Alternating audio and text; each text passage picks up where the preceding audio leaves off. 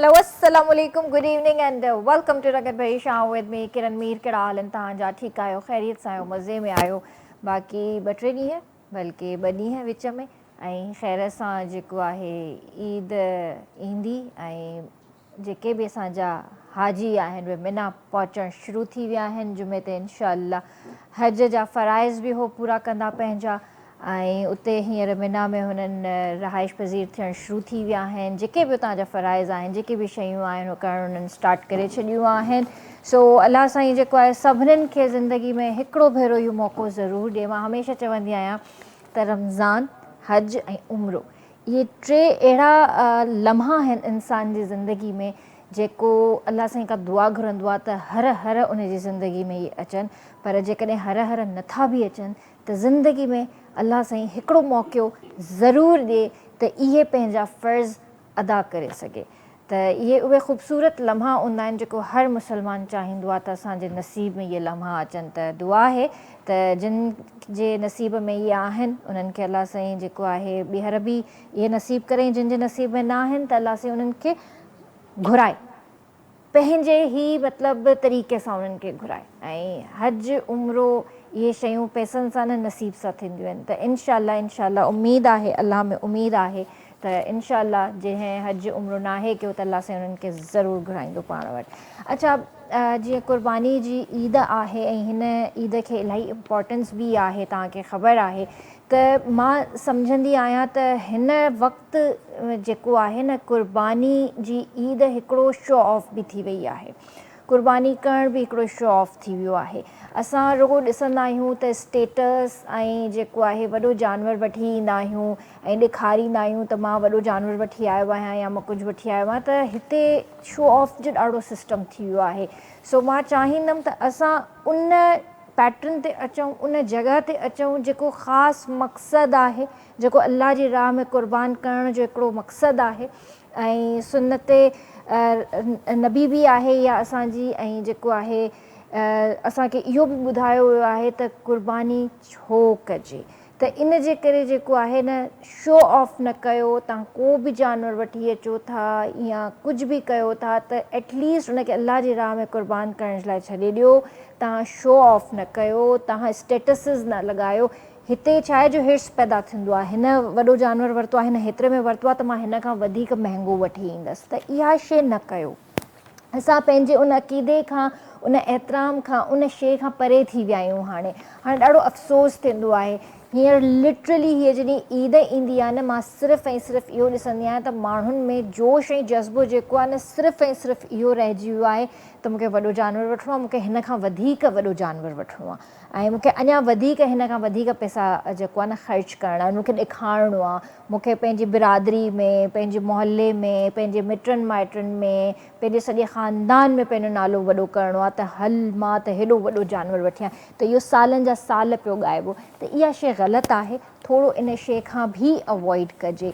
सो अॼु जेको आहे असां इन ई टॉपिक ते ॻाल्हाईंदासीं क़ुर्बानी जे हवाले सां छो जो तव्हांखे ख़बर आहे त अल ख़िदमत फाउंडेशन जेका आहे तमामु वॾी फाउंडेशन आहे तमामु बहितरीनु कमु करे रही आहे। उन्हनि सां बि अॼु असां ॻाल्हाईंदासीं उन्हनि जा गेस्ट असां वटि मौजूदु आहिनि पर उन खां पहिरियां अॼु मां तव्हां सां इहो बि ज़रूरु डिस्कस करणु चाहींदसि त जेको 4 ॾींहं पहिरियां जेको कराची में ज़िलज़िलो आयो उहो जेको आहे कल्ह शाम ताईं अॼु सुबुह ताईं बि जेको आहे किथे किथे उन जा आफ्टर शॉक्स महसूसु थिया आहिनि यानी 4 ॾींहंनि में 36 नंढा नंढा ज़िलज़िला अची चुका आहिनि कराची जे अंदरि जिन जी शिदत 3.0 हुई या 3.1 हुई त इहा हिकिड़ी जेका शिदत हुई उन में काफ़ी घरनि में जेको आहे ॾारूं बि पइजी वियूं भितुनि में ॾारूं पइजी वियूं कुझु रोडनि में ॾारूं पइजी वियूं। हाणे इहे जेकॾहिं ॾारूं पवनि थियूं एतिरे 3 पॉइंट ते या उन ते कराची जहिड़े शहर में त मां सिर्फ़ु ऐं सिर्फ़ु अल्लाह जी मर्ज़ी आहे हर शइ में अल्लाह जी रज़ा आहे हर शइ में असां अल्लाह जी रज़ा में राज़ी आहियूं पर असांजो इंफ्रास्ट्रक्चर असांजूं बिल्डिंग्स छा एतिरियूं मज़बूत आहिनि जो ख़ुदा न ख़्वास्ता हे त 3.1 हुयो 3.2 हुयो जेकॾहिं ख़ुदा न ख़्वास्ता 4 पॉइंट समथिंग या 5 पॉइंट समथिंग कुझु हूंदो त छा असां बर्दाश्त करे सघंदासीं? असांजा जेके बिल्डर्स भाइर आहिनि, मां उन्हनि खे इहा रिक्वेस्ट कंदसि त जॾहिं बि तव्हां का बि बिल्डिंग ठाहियो था त बराए महिरबानी उन में जेको मटीरियल यूज़ कयो था उहो अहिड़ो मटीरियल यूज़ कयो त एॾो वॾो नुक़सानु न थिए, असां कंहिं वॾे हादसे खां बची सघूं। अलाह जे आॾो का बि शइ मज़बूत न आहे, अलाह ई हिकु सुपर पावर आहे, पर कॾहिं कॾहिं थोरी सुठी शइ बि जेको आहे न थोरी बचति थी वेंदी आहे। सो बहरहाल मां तव्हांखे ॿुधाइणु चाहींदसि त अल ख़िदमत फाउंडेशन हर साल लख ई मुस्तहक़ीन जेके आहिनि उन्हनि ताईं क़ुर्बानी जो गोश्त पहुचाईंदो आहे।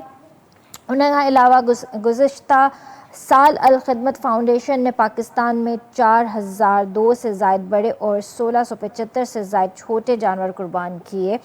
2024 में अल ख़िदमत फाउंडेशन ने फ़लस्तीन के लिए 1806 गायें और 1160 बकरे कुर्बान किए। मजमूई तौर पर गुज़िश्ता साल अल ख़िदमत फाउंडेशन ने 5808 बड़े और 2835 छोटे जानवर कुर्बान किए। इन के अलावा रवां साल 6000 बड़े और 4000 छोटे जानवरों की कुर्बानी का हदफ है। कुर्बानी का अमल मुकम्मल शुरू, शफाफ और हिफ्ज़ान सेहत के उसूलों के मुताबिक अंजाम दिया जाता है। तो अल ख़िदमत फाउंडेशन ॿाहिरनि मुल्कनि में भी पाकिस्तान में भी तमामु बहितरीनु कमु करे रही आहे। सो उन्हनि जी तरफ़ां जेको आहे असां वटि उन्हनि जा डिप्यूटी जनरल सेक्रेटरी मौजूद आहिनि हमाद भुट्टो साहब, जेके अल ख़िदमत फाउंडेशन सिंध में हूंदा आहिनि। सो उन्हनि खे भली कार कंदासीं। अस्सलाम वालेकुम सर, कीअं आहियो? ठीकु आहियो? अल्हम्दुलिल्लाह, तव्हां ॿुधायो? ठीकु आहियो? अल्हम्दुलिल्लाह, मां बिल्कुलु ठीकु आहियां। सर जीअं त मां ॻाल्हि कई त अॼुकल्ह शो ऑफ ॾाढो थी वियो आहे, इन हवाले सां छा चवणु चाहींदव? तव्हां तमामु अहम पॉइंट जे तरफ़ निशानदेही कई आहे। असल में ॾिसो, ही इबादात जो जेको पूरो हिकिड़ो निज़ाम आहे, इहो निज़ाम बुनियादी तौर ते त अल्लाह जी कुर्बत हासिलु करण जे लाइ आहे। चाहे रोज़ो हुजे, नमाज़ हुजे, हज हुजे, ज़कात हुजे या ॿिया जेके बि नेक अमल आहिनि, इहे बुनियादी तौर ते त इन्हनि जो मक़सदु इहो हुजणु खपे त इन जे नतीजे में असां अल्लाह जी कुर्बत, उन जी रज़ा, उन जी रज़ामंदी, ख़ुशी हासिलु कयूं। लेकिन जेकॾहिं उन जे अंदरि इहा इन क़िस्म जी जेका आर्टिफिशल या कंहिं क़िस्म जो जेका मसनूइयत अची वञे त पोइ ज़ाहिर आहे उहो जज़्बो न रहंदो, जज़्बो न रहंदो त उहो अजुर बि न रहंदो। सो इन करे असां सभु गुनहगार आहियूं। ज़ाहिर आहे असां सभिनी खे इन तरफ़ तवजा रखणु खपे त पंहिंजी नियतुनि खे ख़ालिस रखूं ऐं जेको नबी अकरम सल्लल्लाहु अलैहि वसल्लम ऐं उन खां पोइ सहाबाए किराम अहले बैत उन्हनि जा जेके तरीक़ा आहिनि असां उन्हनि खे फॉलो। मूंखे चङी तरह यादि आहे नंढे हूंदे जॾहिं असां कुर्बानी ॾिसंदा हुआसीं, असांजा वॾा हूंदा हुआ, ईदुनि ते नानाणे वेंदा हुआसीं या किथे बि वेंदा हुआसीं त हिकिड़ो जोश हूंदो हुयो, जज़्बो हूंदो हुयो। उन्हनि वक़्तनि में त ज़ाहिरा जानवर सस्ता ई हूंदा, पर उन दौर जे हिसाब सां महांगा हूंदा, पर अॼु जे दौर जे हिसाब सां उन वक़्तु सस्ता हूंदा, पर उन वक़्तु सॼो ख़ानदान हिकिड़ी जाइ ते जमा हूंदो हुयो, मोहबतूं हूंदियूं, जज़्बा हूंदा हुया, कुर्बानी ॾिसंदा हुआसीं। पर अॼु जेको आहे असां सिर्फ़ु इहो ॾिसंदा आहियूं त केॾो वॾो जानवर आयो आहे पाड़े में। बिल्कुलु सही आहे इहा ॻाल्हि सही आहे तव्हांजी, इहा ॻाल्हि सही आहे। ऐं ॾिसो, असल में महांगाई वग़ैरह जा मामलात त पंहिंजी जाइ ते आहिनि ऐं उन जे नतीजे में बहरहाल आम माण्हूअ जी जेका क़ुवत ख़रीद आहे उन में काफ़ी इफ़ेक्ट आयो आहे, उनमें काफ़ी इफ़ेक्ट आयो आहे। ऐं बाक़ी जीअं मजमूई तौर ते सोसाइटी में जेको बर्दाश्त जी कमी ऐं जेको बाहमी तालुकात जे अंदरि जेके मसाइल आहिनि, इहे ज़ाहिर आहे हिकिड़ी हक़ीक़त आहिनि ऐं उहे ज़ाहिर आहे हाणे उहा उन क़िस्म जो जोश जज़्बो त न रहियो आहे।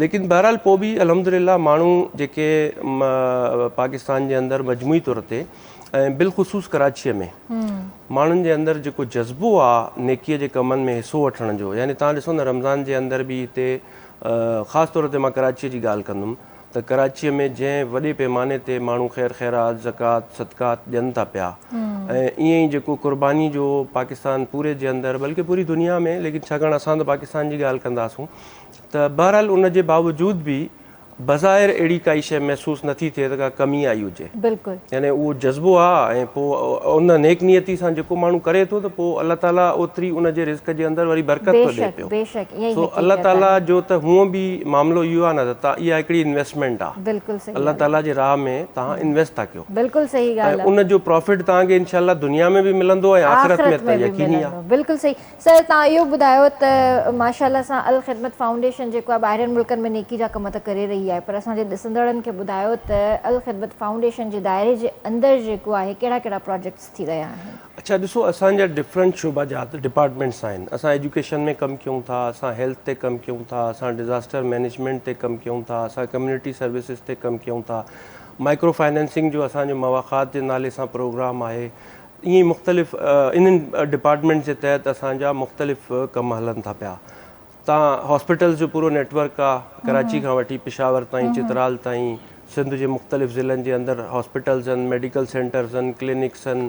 ईअं ई जेको आहे थर जे अंदरि असांजा स्कूल्स आहिनि ऐं पाणीअ जो मनसूबो वाश जे नाले सां असांजो पाणीअ ते कमु आहे। असां मुख़्तलिफ़ जायुनि ते वाटर पम्प, हैंड पम्प्स ऐं खूह खोटाइणु, इन खां अलावा जेको जेकॾहिं मां तव्हांखे अर्ज़ु कयां डिज़ास्टर मैनेजमेंट जे हवाले सां, त डिज़ास्टर मैनेजमेंट में तव्हां ॾिसो, अलाह माफ़ करे, कॾहिं बि पाकिस्तान जे कंहिं बि हिसे में कंहिं बि क़िस्म जी को डिज़ास्टर थियो आहे, काई आफ़त आई आहे, त उते अल्हम्दुलिल्लाह जेका अल ख़िदमत फाउंडेशन जी प्रेज़ेंस आहे, उहा प्रेज़ेंस अल्हम्दुलिल्लाह प्रोमिनेंट हूंदी आहे ऐं विज़िबल हूंदी आहे। बिल्कुलु बिल्कुलु, इन में को डाउट गुज़िरियल जेको असां वटि सिंध में जेको सैलाब आयो, जी उन सैलाब बारिशुनि जे नतीजे में जेका वॾी तबाही थी ऐं वरी सैलाबी सूरत हाल थी, उन में असां पंहिंजी हालांकि असां का गवर्नमेंट न आहियूं, ज़ाहिर आहे असां हिकिड़ी NGO आहियूं ऐं अल ख़िदमत फाउंडेशन बहरहाल पाकिस्तान जी सभ खां वॾी NGO आहे। बिल्कुलु ठीकु आहे, इन टर्म्स ऑफ जेके असांजा प्रोजेक्ट्स आहिनि ऐं उन खां अलावा जेको असांजो वॉलंटियर्स जो नेटवर्क आहे, उहो तमामु वॾो आहे। उहो नेटवर्क कंहिं वटि बि न आहे पूरे पाकिस्तान में। सो इन जे करे कंहिं बि क़िस्म जो डिज़ास्टर हुजे, ख़ुदा न ख़ास्ता कोई अहिड़ो अचे थो, त असां पंहिंजी पूरी कोशिशि कंदा आहियूं ऐं अल्हम्दुलिल्लाह उहा प्रोमिनेंट बि हूंदी आहे, विज़िबल बि हूंदी आहे। इन जे करे माण्हू आम पाकिस्तान जे अंदरि बि, पाकिस्तान खां ॿाहिरि बि, ऐं उहे असां ते अल्हम्दुलिल्लाह एतमाद कनि था पिया ऐं उन एतमाद जे नतीजे में ज़ाहिर आहे असांजी जेका फंडिंग आहे उहा कोई गवर्नमेंट न कंदी आहे, न पाकिस्तानी गवर्नमेंट कंदी आहे, न ॿाहिरों जी काई गवर्नमेंट कंदी आहे। असांखे सॼी फंडिंग आम माण्हू ॾींदा आहिनि। उन में सिर्फ़ु यानी मुस्लमान त वॾी तइदाद में आहिनि, लेकिन उन खां अलावा बि असांखे अल्हम्दुलिल्लाह माण्हू एतमाद कनि था। जापानी गवर्नमेंट जा कुझु इदारा आहिनि, उन्हनि सां असांजा कोलेबरेशन्स आहिनि, मुख़्तलिफ़ ॿियनि ॿाहिरनि मुल्कनि जा आहिनि जेके असां ते एतमाद कनि था पिया ऐं असां बि कोशिशि कंदा आहियूं त उन्हनि जे एतमाद ते पूरो लहूं। ज़बरदस्त ज़बरदस्त। हिते व्यूअर्स मां तव्हांखे ॿुधाइणु चाहींदसि त फलक मसाला, बहितरीन ज़ाइक़े जो भरोसो, फलक मसाला मयारी मसालनि जी मुकमल रेंज, यानी तव्हांखे हींअर ज़रूरत पवंदी त तव्हां ज़ाहिर आहे जीअं कलेजी ठाहियो था, निहारी ठाहियो था, बारबीक्यू कयो था, अचार गोश्त आहे, कढ़ाई गोश्त आहे, इलाही डिफरेंट हिन ईद ते रेसिपीज़ ठहंदियूं आहिनि। त उन में जेको आहे फलक जी हिकु ज़बरदस्त रेंज आहे जेका मार्केट में ईज़िली अवेलेबल आहे ऐं तव्हां पंहिंजे टेस्ट बड्स जे हिसाब सां जेको आहे ख़रीद करे सघो था। ऐं जेका बि तव्हां रेसिपी पंहिंजे घर में ठाहियो था त जल्दी वञो मार्केट में ऐं फलक मसाला जी हिकिड़ी ज़बरदस्त रेंज आहे जेका ईज़िली मार्केट्स में अवेलेबल आहे, त हिन खे अवेल कयो ऐं पंहिंजी ईद उल अज़हा जी ख़ुशियुनि खे वधीक मज़ेदार ठाहियो। त मां तव्हांखे ॿुधायां त हिते मूं वटि निहारी बि मौजूदु आहे, कढ़ाई मसाला भी आहे, अचार गोश्त भी आहे ऐं तिक्का बोटी त वाकई हिननि जो तमामु ज़बरदस्त आहे। ऐं चाहे तव्हां बारबीक्यू कयो, कुझु बि कयो, त तिक्का बोटी त तव्हांखे लाज़मी उनजी ज़रूरत पवंदी आहे। सो जल्दी सां मार्केट वञो ऐं फलक मसाला जी रेंज खे ज़रूरु अवेल कयो। अच्छा सर, असां ॾिठो आहे त ईद उल फित्र ते त माशाल्लाह अल ख़िदमत फाउंडेशन यतीम ॿारनि जे लाइ गिफ्ट ऐं बेवा औरतुनि जे लाइ बि गिफ्ट्स हूंदा आहिनि, त हिन ईद ते, ईद उल अज़हा ते अल ख़िदमत फाउंडेशन छा करे रही आहे? ॾिसो, जीअं तव्हां पंहिंजे इंट्रो में ई कुझु शयूं ॿुधायूं हुयूं, असल में ॾिसो ही बेसिकली अहिड़ा इवेंट्स हूंदा आहिनि जिन में ज़रूरत इन ॻाल्हि जी हूंदी आहे त जेके अंडर प्रिविलेज आहिनि, जेके माण्हू अफोर्ड नथा करे सघनि, गोश्त ज़ाहिर आहे अॼुकल्ह हूअं त हिकिड़ी नेसेसिटी आहे, यानी न्यूट्रिशन जे उन जे हिसाब सां ॾिठो वञे त प्रोटीन्स जी ज़रूरत आहे, लेकिन तव्हां ॿुधायो त छा सॼो साल ग़रीब माण्हू गोश्त अफोर्ड करे सघे थो? नथो करे सघे, एॾो महांगो आहे गोश्त। सो ज़ाहिर आहे असां कोशिशि कंदा आहियूं त इन क़िस्म जे इवेंट्स में जेके असांजा ग़रीब माण्हू आहिनि, मिसकीन माण्हू आहिनि, ज़रूरतमंद माण्हू आहिनि, मुस्तहिकीन आहिनि, उन्हनि जी बि को हेल्प जो को रस्तो कढियो वञे। सो इन जे करे असां हिकिड़ो असांजो डिपार्टमेंट आहे कम्युनिटी सर्विसिस जो, उन जे तहत असां क़ुर्बानी फ़ी सबीलिल्लाह जे नाले ते माण्हुनि खे इहा अपील कंदा आहियूं त तव्हां अलाह जी राह में क़ुर्बानी कयो। उहो गोश्त असां तव्हांजे तरफ़ां मुस्तहिकीन में विराईंदासीं। पोइ उन हेड में जीअं तव्हां पंहिंजे इंट्रो में ॿुधायो त असां गुज़िरियल साल 1 अरब 20 करोड़ रुपए जी मालियत जा तक़रीबन 4,000-5,000 जानवर हुया। 4,000 वॾा जानवर हुया ऐं 1600-1700 नंढा जानवर हुया, जेके असां पाकिस्तान जे मुख़्तलिफ़ इलाइक़नि में ऐं सिंध जे तक़रीबन तमामु ज़िलनि में असां इहो कमु कयोसीं। ऐं उन खां अलावा हिन वक़्तु जेको वॾो मसइलो आहे उहो फ़लस्तीन जे अंदरि जेके ग़ज़ा में जेको ज़ुल्म इसराइल जे तरफ़ां बर्बरियत जो मुज़ाहिरो मुसलसल 1.5 हूअं त इहो काफ़ी डिकेड्स खां वठी हले थो पियो, लेकिन हाणे जेका हीअ ताज़ा वेव आहे इज़राइली ज़ुल्म ऐं जबर जी, त उन जे नतीजे में उते जेका तबाही आई आहे उन जे करे उन्हनि खे बि तमामु शदीद ज़रूरत आहे। सो असां ज़ाहिर आहे पंहिंजो मुल्क आहे, इहो असांजे लाइ पहिरीं तरजीह आहे, लेकिन इन सां गॾोगॾु असां हुननि मज़लूम मुसलमाननि खे बि इन में यादि रखण जी, शामिलु करण जी असां कोशिशि कयूं था पिया। ऐं हिन साल असांजो प्लान आहे त इंशाअल्लाह ताला 1.5 अरब रुपए जा असां क़ुर्बानी जा जानवर, जंहिंमें 6,000 वॾा जानवर हूंदा ऐं 4,000 नंढा जानवर हूंदा, उहे इंशाअल्लाह उन्हनि जी क़ुर्बानी फ़ी सबीलिल्लाह थींदी, माण्हुनि जे ताउन सां, मदद सां, उन्हनि जे फंडिंग सां। ऐं इंशाअल्लाह उन्हनि जो गोश्त मुस्तहिकीन ताईं पहुचाईंदासीं। उन में ग़रीब आहिनि, यतीम आहिनि, मिसकीन आहिनि, उन खां अलावा जेके जेलनि में क़ैदी आहिनि, असांजो जेलनि जे अंदरि जेके क़ैदी आहिनि उन्हनि में बि असांजो पूरो नेटवर्क आहे। मुख़्तलिफ़ जायुनि ते असांजा कंप्यूटर सेंटर्स आहिनि। इवन कराची में बि असांजो सेंट्रल जेल में कंप्यूटर सेंटर आहे, जिते असां क़ैदियुनि खे स्किल्ड कयूं था पिया, कोशिशि कयूं था त उहे उते स्किल्ड थियनि। ऐं उन खां अलावा दीनी मदारिस आहिनि, त उन्हनि जी इस्लाह जेल में क़ैदियुनि जी। ईअं ई जेका ख्वाजा सरा कम्युनिटी आहे, उहा तमामु मज़लूम कम्युनिटी आहे। उनखे हर को माण्हू तक़रीबन माण्हू सही नज़रुनि सां नथा ॾिसनि, ऐं शायदि help J point of view सां उन्हनि खे बिल्कुलु इग्नोर कयो वेंदो आहे। लेकिन असां हिन में ख्वाजा सरा जेका कम्युनिटी आहे उनखे बि कोशिशि कंदा आहियूं त उन्हनि ताईं बि गोश्त पहुचे, छाकाणि उहे वीचारा बि त इंसान आहिनि, अल्लाह ताला जी मख़लूक आहिनि। सो उन्हनि जो बि हक़ आहे। सो उन्हनि ताईं बि असां कोशिशि कंदा आहियूं त क़ुर्बानी जो गोश्त पहुची वञे। ईअं ई जेको ग़ज़ा में असांजो नेटवर्क आहे, ज़ाहिर ग़ज़ा में अंदरि त मुमकिन न आहे, लेकिन इहो आहे त मुख़्तलिफ़ ज़रियनि सां असांजो जेको अल ख़िदमत फाउंडेशन जो मरकज़ी सदर आहे डॉक्टर हफ़ीज़ुर रहमान साहब, उन गुज़िरियल साल बि ईद मिस्र में कई हुई, जेके फ़लस्तीनी मुहाजिरीन आहिनि उन्हनि सां गॾु। हिन साल बि इंशाअल्लाह डॉक्टर हफ़ीज़ुर रहमान साहब उते ई ईद मल्हाईंदो पंहिंजी। ऐं उते असांजो जेको गोश्त पहुचाइण जा 2-3 तरीक़ा आहिनि। हिकु त इहो आहे त बिल्कुलु जेको मेन ग़ज़ा आहे, ज़ाहिर आहे ग़ज़ा त मुकमल तौर ते सील आहे इज़राइल जे तरफ़ां, क्वार्डन ऑफ आहे, उन में त पॉसिबल न आहे कोई, लेकिन महदूद पैमाने ते मूवमेंट हूंदी आहे जेका मख़सूस टाइमिंग ते इजाज़त हूंदी आहे। त ज़ाहिर आहे उन जे लाइ इहो आहे त गोश्त रखी नथो सघिजे, त पोइ उन्हनि जे लाइ असां हिते कराची में हिकिड़ो प्रॉपर इंतज़ामु कयो आहे त असां गोश्त खे पचराईंदा आहियूं ऐं उन खां पोइ उनजी टिन पैकिंग थींदी आहे। ऐं उहो टिन पैकिंग में कुक्ड फूड जेको आहे उहो ग़ज़ा में जीअं असांखे मौक़ो मिलंदो आहे असां उनखे ओॾे। पोइ उहो केतिरे अरसे ताईं हली सघे थो फूड? उहो उनजो कुझु महीननि जो टाइम हूंदो आहे, मूं वटि एग्ज़ैक्टली उनजो न आहे, लेकिन कुझु महीननि ताईं उनजो टाइम हूंदो आहे। हींअर जेका सिचुएशन आहे, सॉरी मां तव्हांजी ॻाल्हि विच में इंटरप्ट थी कयां, जेका हींअर सिचुएशन आहे, जेको लास्ट बि असां ॾिठो त हो वीचारा बेहाल लॻा पिया आहिनि, बदहाली थी वई आहे उते, ऐं जहिड़े तरीक़े सां हो मानी जे लाइ अॻिते वधनि पिया, ऐं उते उन्हनि लाइ बमबारी शुरू थी, मानी जो गिरह बि वीचारा हुन खाई सघिया। त इन सिचुएशन में तव्हांखे लॻे थो त हीउ खाधो उते पहुची सघंदो? ॾिसो पहुचंदो रहियो आहे, पहिरियों बि पहुचंदो रहियो आहे, ऐं सफिशिएंट त न आहे उहो त उन्हनि जी ज़रूरत पूरी थी सघे, लेकिन ज़ाहिर आहे असांजी बि मजबूरी आहे ज़ाहिर आहे। जेतिरो असां करे सघूं था ओतिरो ई कंदासीं। ऐं उन खां अलावा ॿियो इहो आहे त जिन दुनिया जे कुझु मुल्कनि में जीअं मिस्र आहे, उर्दन आहे, उते फ़लस्तीनी मुहाजिरीन आहिनि। उन खां अलावा जेको वेस्ट बैंक आहे फ़लस्तीन जो ई हिसो आहे, उते निस्बतन एक्सेस आहे। त उते उन्हनि इलाइक़नि में असां बाक़ाइदा उते क़ुर्बानी कंदासीं। ऐं इनशाला हिन साल असांजो इरादो आहे त 1000 जानवर असां उते फ़लस्तीनियुनि जे लाइ इनशाला उते ज़बह थींदो। ऐं जेको हितां कुक फूड वेंदो उहो इनशाला अलॻि हूंदो। ऐं सिंध में बि पूरे पाकिस्तान में बि जेके हिते बि ज़रूरतमंद आहिनि इनशाला असां पंहिंजी पूरी कोशिशि कंदासीं त कोई बि मुस्तहिक, यानी असांजो टारगेट आहे त 20 लख माण्हुनि ताईं, मुस्तहिकीन ताईं क़ुर्बानीअ जो गोश्त इनशाला हिकिड़ो सवाल आहे मूं वटि न, तव्हां मतिलबु यतीम थी विया, मिसकीन थी विया, जेके अफोर्डेबल न आहिनि, हिकिड़ो हूंदो वाइट कॉलर,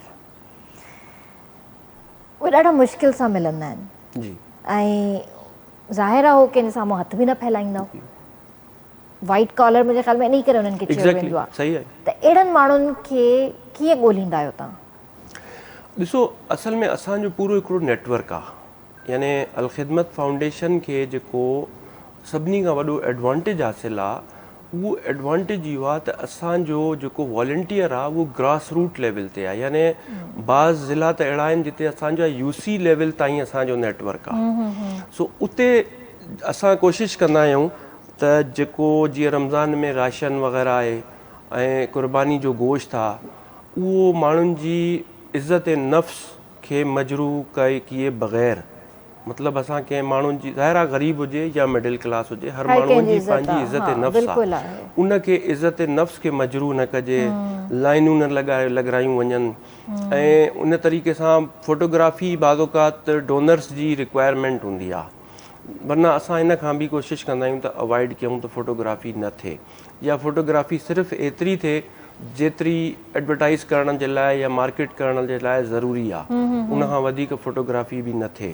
सो इहा असांजी पूरी कोशिशि आहे। लेकिन तव्हांजी इहा ॻाल्हि 100% दुरुस्त आहे, बिल्कुलु ठीकु आहे त जेको वाइट कॉलर असां वटि माण्हू आहे उहो ज़ाहिर आहे कंहिंजे अॻियां हथ बि नथो फैलाए सघे ऐं उहो मुश्किल में आहे। उन जे लाइ बहरहाल असां कोशिशि करे सघूं था पिया, छाकाणि मां जीअं तव्हांखे अर्ज़ु कयो न, ॾिसो इहे बुनियादी तौर ते इहे सभु कम गवर्नमेंट जे करण जा हूंदा आहिनि। कोई बि प्राइवेट इदारो, काई बि NGO केतिरी वॾी थी वञे, अलख़िदमत फाउंडेशन जहिड़ियूं 50 ॿियूं अलख़िदमत फाउंडेशन पाकिस्तान में अची वञनि, लेकिन उहे बि फुलफिल नथियूं करे सघनि इन शइ खे कवर नथियूं करे सघनि, छाकाणि गवर्नमेंट वटि जेके वसाइल हूंदा आहिनि उहे। लेकिन बदकिस्मती इहा आहे त असां वटि जेके हुकूमतूं आहिनि, हाणे छाकाणि हिते असांखे का सियासी ॻाल्हि न आहे करणी, त अफ़सोसनाक सूरत हाल आहे त इन में पोइ असां जेतिरी, जेको मां तव्हांखे अर्ज़ु कयो न माइक्रो फाइनेंसिंग जो जेको असांजो प्रोजेक्ट आहे मवाख़ात जे नाले सां, उहो पहिरियों लिमिटेड हुयो। हाणे असां उनखे गवर्नमेंट जे इदारनि सां जेको बि उन्हनि जा आहिनि उन हवाले सां बैंकिंग जा जेके क़वानीन ऐं ॿियूं शयूं, त उहे असां कंप्लाई करण जी कोशिशि कयूं था। ऐं इनशाला उहो असांजो वॾे पैमाने ते हूंदो। ऐं उहो माइक्रो फाइनेंसिंग में मवाख़ात जे नाले सां उहो असांजो जेको प्रोग्राम आहे उहो बेसिकली आहे ई वाइट कॉलर माण्हुनि जे लाइ। त असां उन्हनि खे बिला सूद लोन ॾींदासीं त जीअं उहे पंहिंजो पाण कोई बिज़नेस कनि, नंढे पैमाने ते स्टार्ट करे सघनि। ऐं ख़वातीन जे लाइ उन में वॾो स्कोप हूंदो इंशाअल्लाह ताला, त ख़वातीन जेको आहे उहो उन में पाण खे एम्पावर कनि। ऐं यूथ जे लाइ उन में हूंदो।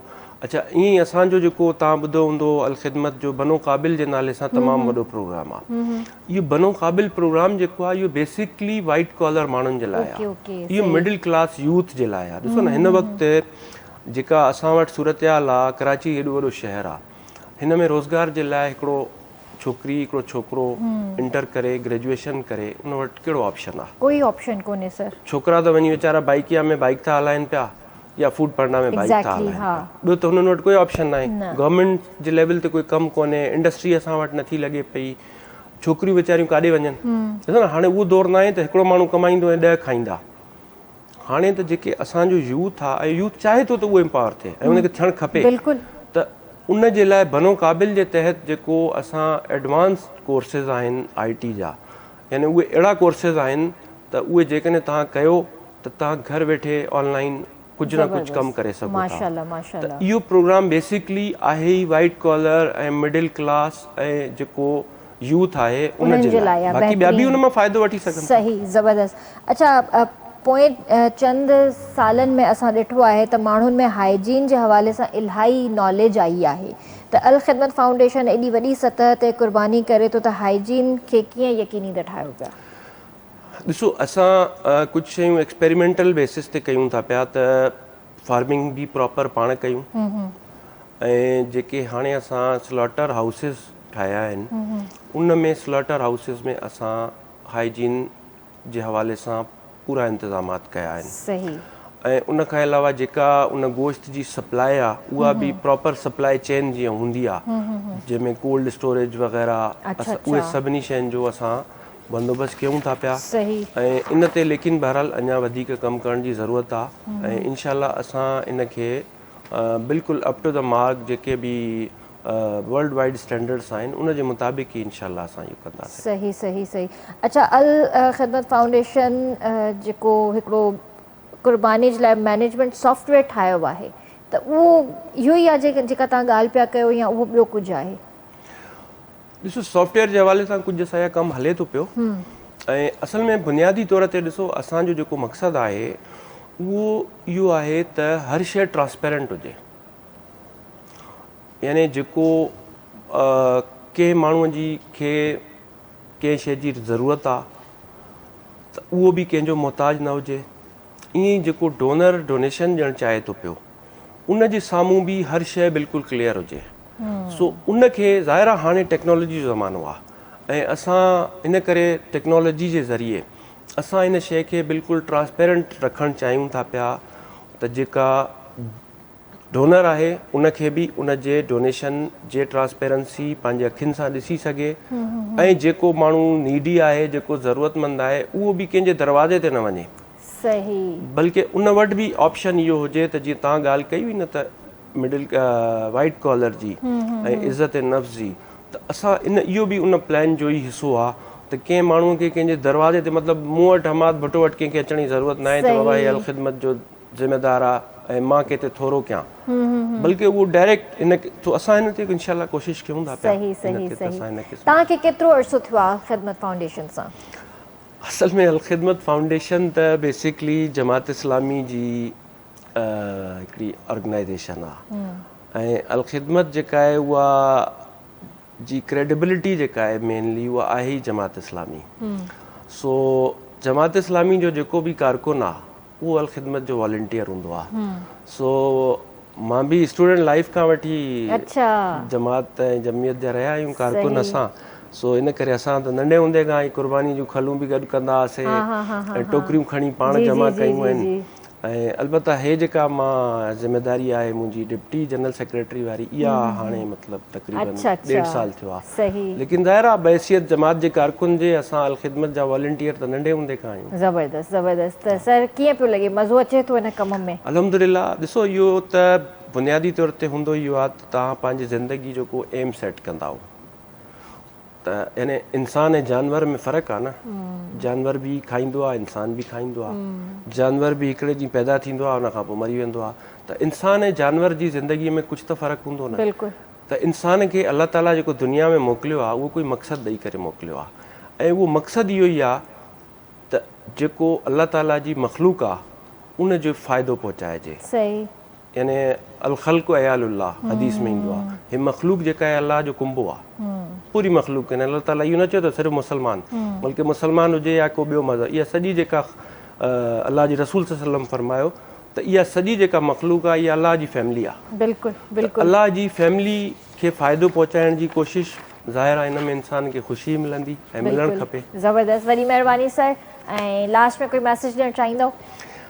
बसि मैसेज मां इहा ई रिक्वेस्ट करणु चाहींदुमि त अल ख़िदमत फाउंडेशन पूरे पाकिस्तान में ऐं पूरे दुनिया जे मज़लूमनि जे लाइ कमु थी करे।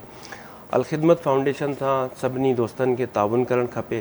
जेकॾहिं कोई माली तौर ते ताउन करे सघे थो, हाणे असांजा हे ज़ाहिर आहे जेको हेॾो वॾो मां तव्हांखे प्रोजेक्ट ॿुधायो त 1.5 अरब रुपए जो असांखे गोश्त तक़सीम करिणो आहे, इहो 1.5 अरब रुपयो असांखे आम पब्लिक जे तरफ़ां ई खपे। बिल्कुलु सो मां सभिनी खे दरख़्वास्त कंदुमि त इन में कंट्रीब्यूट कयो।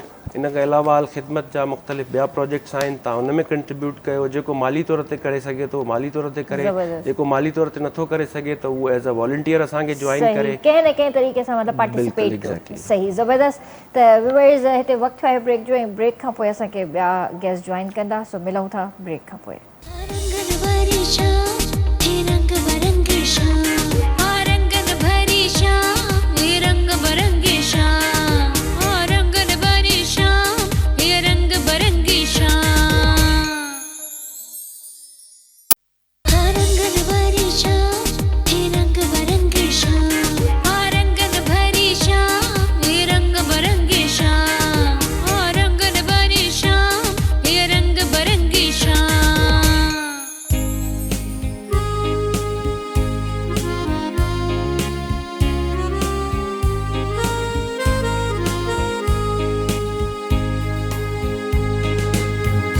ॿीहर तव्हांखे भलीकार कंदासीं रंगनि भरी शाम में। ऐं जीअं त असां क़ुर्बानी जे हवाले सां डिस्कशन करे रहिया हुआसीं पहिरियां सेगमेंट में, हमाद भुट्टो साहब असां सां गॾु हुया, डेप्यूटी सेक्रेटरी जनरल हुया निजात ख़िदमत फाउंडेशन जा।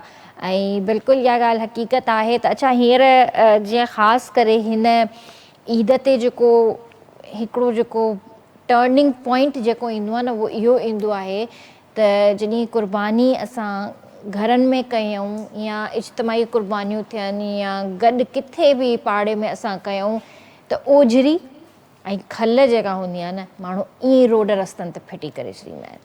ऐं उहा पोइ गंदगी थींदी आहे, जरासीम फैलिजंदा आहिनि, बदबू थींदी आहे केॾी। त 2-3 सालनि खां हिकिड़ी शइ सुठी आहे जेका मां ॾिसंदी थी अचां त फ़ौरन गाॾियूं ईंदियूं आहिनि, सफ़ाई सुथराई करे शयूं खणी करे, खलूं ओझरी सभु कुझु खणी करे हली वेंदियूं आहिनि। पर कुझु इलाइक़ा कराची जा अहिड़ा बि आहिनि जिथे हफ़्तो छा महीनो बि इहे शयूं पियूं हूंदियूं आहिनि ऐं कोई सफ़ाई जो इंतज़ाम न हूंदो आहे, कुझु बि न हूंदो आहे। चाहे उहो तव्हांजी यूनिवर्सिटी रोड हुजे या तव्हांजो कोई बि रोड हुजे, उते इहे मतिलबु शयूं पियूं हूंदियूं आहिनि जंहिंसां जेको आहे बदबू बि सॼे इलाइक़े में फैलिजंदी आहे। वरी मथां मॉनसून जो बि सिलसिलो आहे। सो कोशिशि करे जॾहिं बि क़ुर्बानी कयो त इहे जेके बि शयूं आहिनि बराए महिरबानी करे उन्हनि खे पंहिंजी जॻह ते रखो ऐं या त जेके बि फाउंडेशन्स आहिनि उन्हनि खे ॾेई छॾियो ऐं कोशिशि करे सफ़ाई सुथराई जो तमामु घणो ख़्यालु रखो। छो त जॾहिं बरसाती मौसम हूंदो आहे या जॾहिं बि इहे शयूं हूंदियूं आहिनि त रोड रस्तनि ते गाॾियूं बि आहिनि, ॿिया बि जानवर घुमनि था, त गंदगी फैलिजे थी, जरासीम फैलिजनि था, जंहिंसां जेको आहे इलाही प्रॉब्लम थींदो आहे, साह खणण में बि तकलीफ़ थींदी आहे। ऐं जॾहिं बि क़ुर्बानी कयो था, जेको बि रतु आहे उते फ़र्श ते उहो फ़ौरन तव्हां साफ़ु करे छॾियो। उनजे मथां तव्हां चूनो बि फिटी करे सघो था, उनजे मथां पाणी हणी करे तव्हां उनजी सफ़ाई सुथराई कयो ऐं तमामु घणो हाइजीन जो ख़्यालु रखो। सो हींअर जेको आहे असां सां गॾु ज़ुबैर अहमद हिते मौजूदु आहिनि, सॉफ्ट स्किल्स ट्रेनर आहिनि, करियर काउंसलिंग बि कंदा आहिनि ऐं स्किल डेवलपमेंट ते बि कमु करे रहिया आहिनि। सो उन खां अलावा असां सां गॾु हिते हिकिड़ी ज़बरदस्त सिंगर मौजूदु आहिनि जेकी होस्ट बि आहिनि ऐं पाकिस्तान जी वाहिद होस्ट एंड सिंगर आहे जंहिं डिफरेंट लैंग्वेजिस में होस्टिंग बि कई आहे ऐं डिफरेंट लैंग्वेजिस में गाना भी ॻाया आहिनि। सो शहनाज़ उरूज असां सां गॾु हिते मौजूदु आहिनि। सो उन्हनि खे भली कार कंदासीं। अस्सलाम वालेकुम। कैसी हैं आप? ठीक हैं, अल्लाह का शुक्र है। अस्सलाम वालेकुम। कैसे हैं सर आप? अल्हम्दुलिल्लाह, आप बताएं ठीक है? बिल्कुल ठीक ठाक अल्हम्दुलिल्लाह। अच्छा, आप मुझसे सिंधी में बात करेंगे, आप मुझसे उर्दू में बात करेंगे? आप जिसमें कंफर्टेबल हो हम उसमें मैं बात तो कर लेंगे। सिंधी में कंफर्टेबल हूँ। सही है, बस पोइ पाण सिंधी के में इनखे अॻिते हलाईंदसि। बिल्कुलु, तव्हां मूंसां सिंधी में ॻाल्हायो, अधी असांजी जेको असां सां उर्दू में ॻाल्हाईंदी। ठीकु आहे। अच्छा सर, जीअं हाणे असां क़ुर्बानी जे हवाले सां ॻाल्हि ॿोल करे रहिया हुआसीं त बीइंग जेको आहे human, being a Pakistani, being a citizen, तव्हांजूं छा ज़िम्मेदारियूं हूंदियूं आहिनि हिन ईद ते? जी, इन में सभिनि खां पहिरियां असांखे जेको जंहिं शइ जो ख़्यालु रखिणो आहे न, उहा सिविक रिस्पॉन्सिबिलिटी आहे। एग्ज़ैक्ट सिविक रिस्पॉन्सिबिलिटी हाणे अक्सर माण्हुनि खे जेके आहिनि न, इहो टर्म सम्झ में न ईंदो आहे त सिविक रिस्पॉन्सिबिलिटी आहे छा। उनजी हिकिड़ी मेजर वजह इहा बि आहे त असां रिस्पॉन्सिबिलिटी खणंदा न आहियूं। असांजी ट्रेनिंग में हिकिड़ो टर्म यूज़ थींदो आहे TPR, टेक पर्सनल रिस्पॉन्सिबिलिटी। हाणे इहो टर्म जेके आहिनि से असां चलो ट्रेनिंग्स में त ॿारनि खे बि सेखारींदा आहियूं, प्रोफेशनल्स खे बि सेखारींदा आहियूं त भई TPR हिकिड़ो टर्म आहे जेको तव्हांखे जेको आहे सो एडॉप्ट करणु घुरिजे। बट इहो TPR सिर्फ़ु जेको आहे प्रोफेशनल टर्म न आहे, इहो TPR हिकिड़ो सिविक टर्म आहे ऐं उन जो इतलाक़ तव्हांजे हर जाइ ते जेको आहे सो ज़िंदगी में थींदो। हाणे उहो इन टेक पर्सनल रिस्पॉन्सिबिलिटी खे तव्हां किथे था इंगेज करे सघो। ॾिसो ज़िंदगी जा 2 सर्कल्स आहिनि। हिकिड़ो सर्कल त उहो आहे जेको थोरी देरि पहिरियां हमाद साहब बि डिस्कस पियो करे त नौजवाननि सां मसइला आहिनि, रोज़गार जा मसइला आहिनि ऐं जेको आहे सो न महांगाई जा मसइला आहिनि ऐं ट्रैफ़िक जा तव्हां बि डिस्कस कई त ट्रैफ़िक जा मसइला आहिनि यूनिवर्सिटी रोड ते या ॿिए टे हंधि माण्हू रुगो जेको आहे सो गिलाऊं कंदा आहिनि या जेको आहे सो तकलीफ़ूं बयानु कंदा आहिनि। हिकिड़ो त इहो ज़िंदगी जो सर्कल आहे। ॿियो हिकिड़ो सर्कल आहे जंहिंखे असां चवंदा आहियूं सर्कल ऑफ इन्फ्लुएंस। हाणे सर्कल ऑफ इन्फ्लुएंस छा आहे त मां ज़िमेदारी खईं पंहिंजी। ॾिसो चेंज हमेशह पाण खां ईंदो आहे। हाणे हिन महिल क़ुर्बानी जी ॻाल्हि पई हले न, क़ुर्बानी जो मक़सदु छा आहे? Sacrifice, where does sacrifice come from? त उन में असांखे इहा शइ सोचणु घुरिजे त उहो सेक्रीफाइस पंहिंजी ज़ात खां ईंदो आहे। अगरि असां पंहिंजी ज़ात जी अना, पंहिंजी ख़ुदगर्ज़ी, पंहिंजी लालच, पंहिंजो जेके आहिनि से मतिलबु इहे कढी छॾियऊं त पोइ जेको आहे सो असां क़ुर्बानी जे सही इसेंस खे सम्झंदासीं। ॾिसो लफ़्ज़ इसेंस हिकिड़ो वॾो इम्पोर्टेंट टर्म आहे। जेकॾहिं असां उन इसेंस खे सम्झी वञूं न त असां हिन क़ुर्बानी खे हिकिड़ी स्मूथली तरीक़े सां वठी हली सघूं था। डेवलप्ड नेशन्स बि त आहिनि न असां वटि, उते बि क़ुर्बानियूं थींदियूं हूंदियूं। उते इन्हनि खे इहे मसइला पेश छो न ईंदा आहिनि? छो त उन्हनि जे शहरनि में सिविक रिस्पॉन्सिबिलिटी जो एलिमेंट मौजूदु आहे। बिल्कुलु आहे, सुन्नत इब्राहिमी आहे ऐं इनखे असां उन ई तरीक़े सां जेकॾहिं गॾु खणी हलूं ऐं उनखे उन ई तरीक़े सां असां फॉलो कयूं न त मुंहिंजे ख़्याल में असांजी क़ुर्बानियूं जेके आहिनि उहे क़बूल बि थींदियूं ऐं उन्हनि में आसानियूं बि पैदा थींदियूं। पर हींअर सॉरी टू से ॾाढो शो ऑफ आहे। मां हींअर जेके बि वीडियोज़ ॾिसां थी, आसे पासे में ॾिसां थी, पाड़े में ॾिसां थी, हर जाइ ते शो ऑफ आहे, हर जाइ ते शो ऑफ आहे। न कयो शो ऑफ, इहो असांखे कमु न ईंदो। असांखे सिर्फ़ु ऐं सिर्फ़ु पंहिंजी उन सुन्नत इब्राहिमी खे फॉलो करिणो आहे जंहिंजो असांजे क़ुरान में बि ज़िक्र आहे, जंहिंजो असांखे नबी पाक बि बयानु कयो आहे, जंहिंजो असांखे अलाह बि फ़रमायो आहे त असांखे उन्हनि शयुनि खे फॉलो कजे, उन ई तरीक़े सां असांखे इन्हनि शयुनि खे फॉलो कजे। कैसी हैं आप? ठीक है, अल्लाह का शुक्र है। काफ़ी अरसे बाद KTN पे आना हुआ। अच्छा माशाल्लाह। कितने अरसे बाद आई हैं? तकरीबन 6-7 साल बाद। ओह, तो क्यों इतना गैप क्यों दिया आपने फिर? मैं दरअसल में इस्लामाबाद शिफ्ट हो गई हूँ। ओहो, अच्छा। KTN पे आके बड़ा अच्छा लगता है, माशाल्लाह सब लोग इतने अच्छे हैं।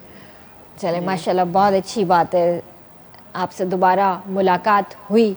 और आपसे मेरी पहले भी मुलाकात हो चुकी है लेकिन वो किसी और चैनल पे हुई थी। जी।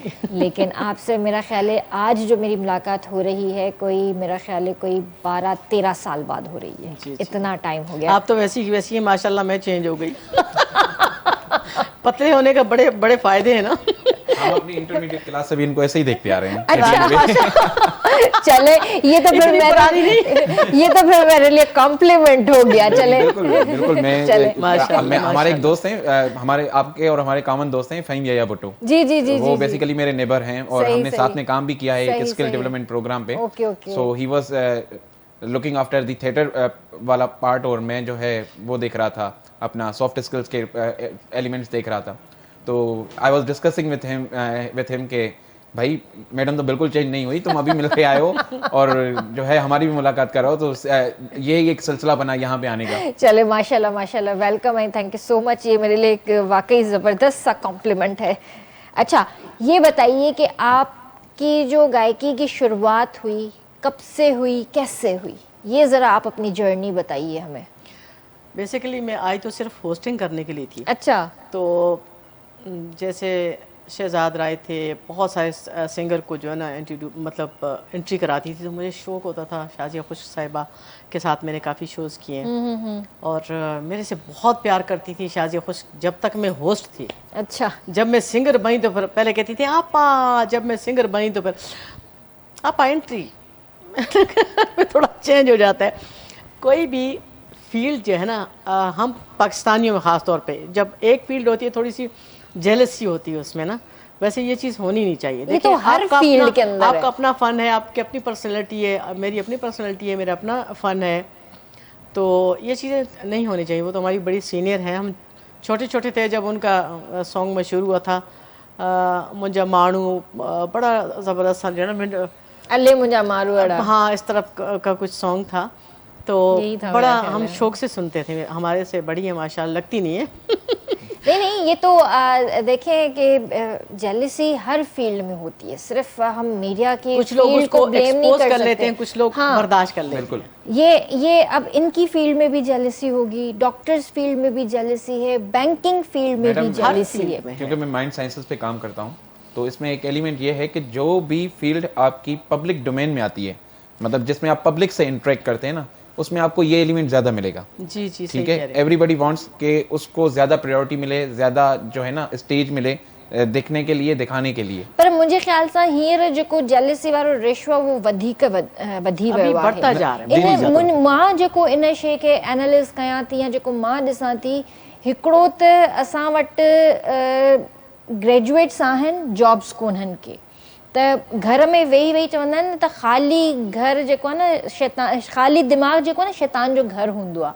त उन में जेको आहे न डिफरेंट शयूं थींदियूं आहिनि, पैदा थींदियूं आहिनि, ॻाल्हियूं थींदियूं आहिनि, त माण्हू खां बर्दाश्त कोन थींदो आहे त अॻियो माण्हू एतिरो स्किल्ड छो आहे, एतिरो मतिलबु कमु अगरि करे थो त छो थो करे, त इहे शयूं जेके आहिनि न साम्हूं ईंदियूं आहिनि। इहो बेसिकली इन में बि हिकिड़ो जेको आहे सो न न्यूरॉन जो हिकिड़ो एलिमेंट शामिल आहे। जेकॾहिं तव्हां इन खे थोरो साइकोलॉजी जी बुनियाद में ॾिसंदव न, त इहा कोटेशन बि बेसिकली असां वटि अधूरी ॿुधाई वेंदी आहे त ख़ाली घर शैतान, ख़ाली दिमाग़ शैतान जो घर।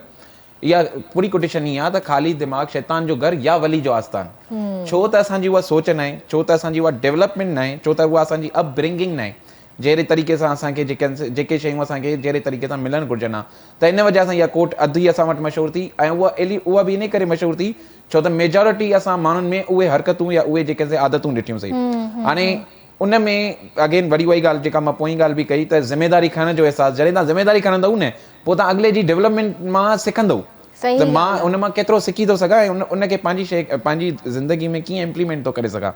रादर देन असां अगरि ब्लेम गेम ते वेंदासीं त यार हे मुंहिंजो कमु खसे वियो, ॾिसो इहो बि त हिकिड़ो एलिमेंट असां वटि मौजूदु आहे न, त हे मुंहिंजो कमु खसे वियो। भई उहो कमु खसे वियो आहे त थी सघे थो हुन में का अहिड़ी खूबी हुजे जेका तव्हांखे अञा डेवलप करण जी ज़रूरत हुजे। ऐं इहा ॿी हिकिड़ी जेको आहे सो पॉज़िटिव जेको तव्हां पंहिंजे माइंड खे सिग्नल ॾींदव न, उन ते तव्हांजी डेवलपमेंट थींदी। बिल्कुल नहीं है। जितना आप अपने माइंड को पॉजिटिव सिग्नल देंगे, देखें अगर आप अपने माइंड को ये सिग्नल दे रहे हैं कि मुझसे नहीं होगा, तो आप कभी भी नहीं कर पाएंगे, नहीं कर सकते। लेकिन अगर आप ये कहें, अगर मैं ये कहूं कि मेरी कुछ वीकनेसेस हैं, ये वर्ड बड़ा इंपॉर्टेंट है, ये अगर मेरी कुछ वीकनेसेस हैं तो मैं हमेशा ये कहूंगा कि ये यार ये मेरी वीकनेस है, ये मुझसे नहीं होगा। लेकिन अगर मैं उसको एक सिर्फ टर्मिनोलॉजी चेंज करूं कि मैं उसका नाम दे दूं एरिया ऑफ इम्प्रूवमेंट, कि ये एक पार्ट है मेरी पर्सनैलिटी का, मेरी ज़िंदगी का, या मेरे जो है ना सराउंडिंग का, ये एक पार्ट है, मेरे दोस्त हैं, मेरे यार हैं, मेरी रूटीन है, मेरी पढ़ने की ताकत है, फोकस करने की ताकत है, ये एक पार्ट है जिसको मैं इम्प्रूव कर सकता हूँ। तो अगर हम इस टर्मिनोलॉजी को चेंज कर लें, वीकनेसेस से जाके एरिया ऑफ इम्प्रूवमेंट पे रख लें, तो हम बहुत सारी चीज़ों पे जो है ना गिरफ्त कर सकते हैं। बिल्कुल कर सकूँ था। अच्छा, आपने शुरुआत कहाँ से की, किस चैनल से की? सबसे पहला मेरा ड्रामा था प्रॉब्लम हाउस, पीटीवी का। अच्छा। उसमें अयाज खान की ऑफिस सेक्रेटरी थी, और इत्तेफाक की बात है कि जब मैंने होस्टिंग शुरू की 99 में, टच में इनाम घर होता था पीसी में, तो जस्ट लाइक नीलाम घर, तो उसमें मैंने अयाज खान के साथ होस्टिंग की। मैंने कहा सर मुझे होस्टिंग तो नहीं आती, लेकिन आसान सवाल मुझे दे दीजिए, मैं ऑडियंस में जाके उनसे सवाल करूँ ना। तो जब मैंने 2-3 सवाल किए तो एक अजीब सा कॉन्फिडेंस हुआ कि मैं इतनी अच्छी बोल सकती, इतना अच्छा काम कर सकती हूँ, तो बड़ी खुश हुई। उसके बाद जो मैंने शोज़ किए कराची स्टेज पर, 20-22 साल तकरीबन होस्टिंग की मैंने। काशिफ खान टीनेजर्स में था, काशिफ खान के साथ गालिब कमाल, फिर सुल्तान शेख, अली रज़ा जो यार पे आते, माशाल्लाह सारे सीनियर होस्ट थे मेरे साथ, माशाल्लाह। तो पश्तो के शोज़ में मेहताब शाह होते थे और बहुत सारे लोग। तो आपने कौन कौन सी ज़बानों में होस्टिंग की है? पंजाबी, सराइकी, हिंदको, पश्तो, और सिंगिंग जो है वो बलोची, मतलब पश्तो, हिंदको, बहुत सारी ज़बानों में। अच्छा। जब अभी गोजरी पे लगी हुई हूँ कि जो बिल्कुल मारवाड़ी को टच करती, मारवाड़ी तो गा लिया मैंने। अच्छा। अब गोजरी है जो बिल्कुल गांव गोठों में जो गुजर बकरियां चराने वाले जो लैंग्वेज बोलते हैं ना, तो उस पर भी काम कर रही हूँ, वो सॉन्ग सीख रही हूँ तो वो इंशाल्लाह। क्या different है? बड़ी बिल्कुल, डिफरेंट है, अच्छा। Just like Rajasthani. कैसी राजस्थानी होती लैंग्वेज है? को टच कैसी होती है कुछ? थारो रे मारो रे, इस टाइप की ना, अच्छा, जस्ट लाइक राजस्थानी, जैसे इंडिया के हाँ, राजस्थानी हाँ, हाँ, जबान है ना, हाँ। उसको उस तरह की है, थोड़ी वो अच्छा, श्योर टेढ़ी है। अच्छा, अच्छा। सही। जी, तो जी। इसमें सीखने के लिए क्या आपको किसी ट्यूटर की जरूरत पड़ती है या आप मतलब यूट्यूब का सहारा लेती हैं? क्या नहीं नहीं, करती एक हैं? चीज़ मैं बताऊं, मैंने ज़िंदगी में कभी भी कोई काम किया है उसको बाकायदा टीचर से सीख के किया है, क्योंकि सीखा हुआ बंदा जो होता है ना, कहीं मार नहीं खाता। सही बात है। और वो कहते हैं ना कि बेउस्तादा जो है ना हर जगह मार खाता है, तो उस्ताद होना चाहिए। तो टीचर आपने होना टीचर चाहिए। रखा है इसके जी, जी, लिए, लैंग्वेज बाकायदा। सीखने के जी, लिए। जी। लेकिन आजकल तो कहा जाता है कि यूट्यूब और गूगल ही बहुत बड़े टीचर्स हैं। देखें, अपनी अपनी सोच है, क्यों जी, वो वहाँ वो भी अच्छा गा लेते हैं, ऐसी बात नहीं है, वो भी अच्छे काम करते हैं। तो सही। मैं, ज़बरदस्त। आपने सवाल किया था कि मैंने अपने, सबसे पहले तो मैं मैडम नूरजान से मुतासर थी, फिर लता जी से, और नईद अख्तर, इन सबके सॉन्ग्स गाती हूँ। अच्छा। इसके अलावा फिर जो कुछ अपने मेरे सॉन्ग्स हैं वो भी गाती हूँ। अच्छा, माशाल्लाह माशाल्लाह, ज़बरदस्त। तो अभी आप क्या सुना रही है हमें? अभी एक बहुत अच्छा सॉन्ग सुनाने वाली हूँ। अच्छा। सरप्राइज़ है। अच्छा, चलें, ठीक है। आपका ये सरप्राइज़ हम देखते हैं। मुझे उम्मीद है कि आपकी आवाज़ भी बहुत अच्छी होगी। Thank U. जब माइक आपके बराबर में पड़ा हुआ है।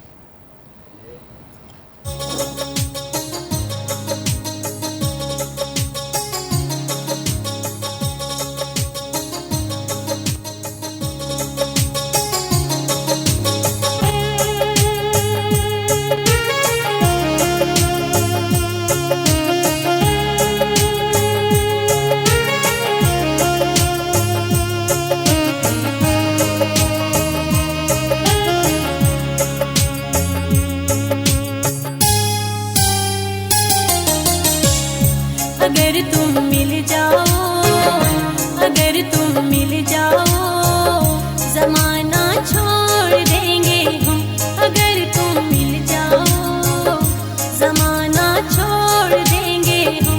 तुम्हें पाकर जमाने भर से रिश्ता तोड़ देंगे हम। अगर तुम मिल जाओ, जमाना छोड़ देंगे हम। अगर तुम मिल जाओ।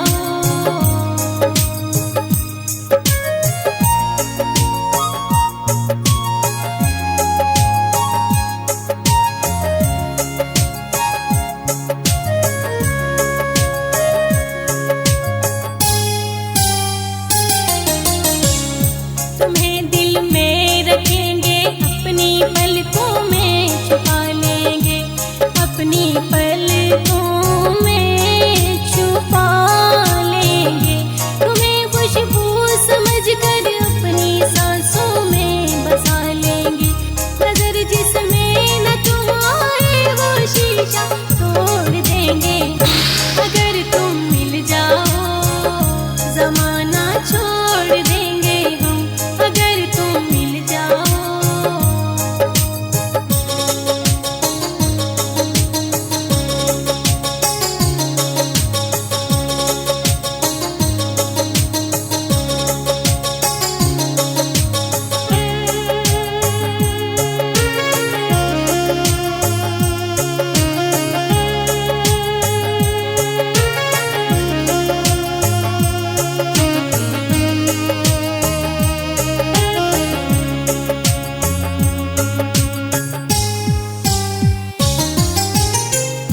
बदन के साए,